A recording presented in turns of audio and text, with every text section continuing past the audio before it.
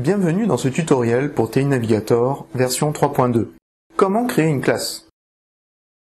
Vous aurez besoin pour ce tutoriel du logiciel TI Navigator ainsi que d'un logiciel tableur. Pour ma part, j'utiliserai Excel 2007. Ouvrez le fichier tableur dans lequel vous avez les noms et les prénoms des élèves de la classe à créer.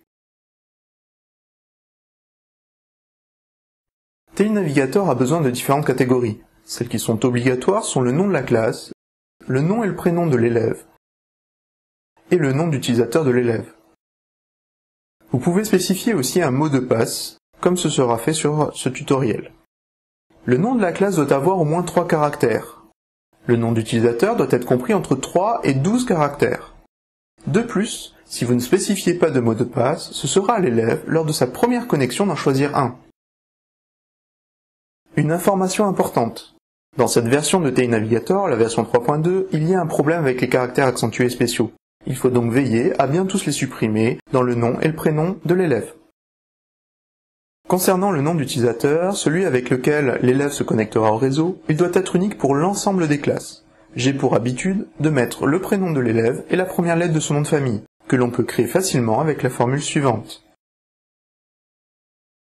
Enfin, pour le mot de passe, on peut étendre un mot comme ici ou laisser libre.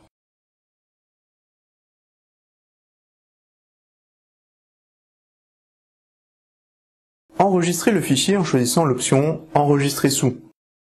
Choisissez le modèle CSV avec séparateur point-virgule. Enregistrez en acceptant les différentes fenêtres et fermez le fichier sans l'enregistrer à nouveau. Avec un clic droit sur le fichier CSV, ouvrez-le avec le bloc-notes. En effet, TI Navigator n'accepte que les virgules comme séparateur. Allez dans Édition remplacer. Et dans la ligne de saisie Rechercher, tapez un point-virgule. Puis dans celle Remplacer par, tapez une virgule. Cliquez sur Remplacer tout, fermez la fenêtre, puis quittez le fichier en l'enregistrant. Ouvrez à présent le logiciel TI Navigator, onglet Classe, puis cliquez sur le bouton Ajouter des classes. Sélectionnez Télécharger un fichier CSV, puis cliquez sur Suivant. Recherchez alors votre fichier CSV,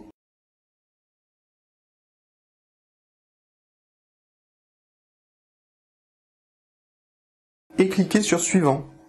Renseignez alors les catégories créées dans le fichier CSV, puis cliquez sur Suivant.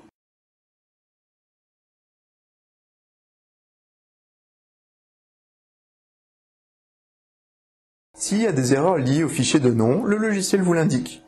Ici, en affichant les détails, on peut voir que 2 élèves ont des noms d'utilisateurs trop longs. Il suffit alors de modifier le fichier CSV, comme montré.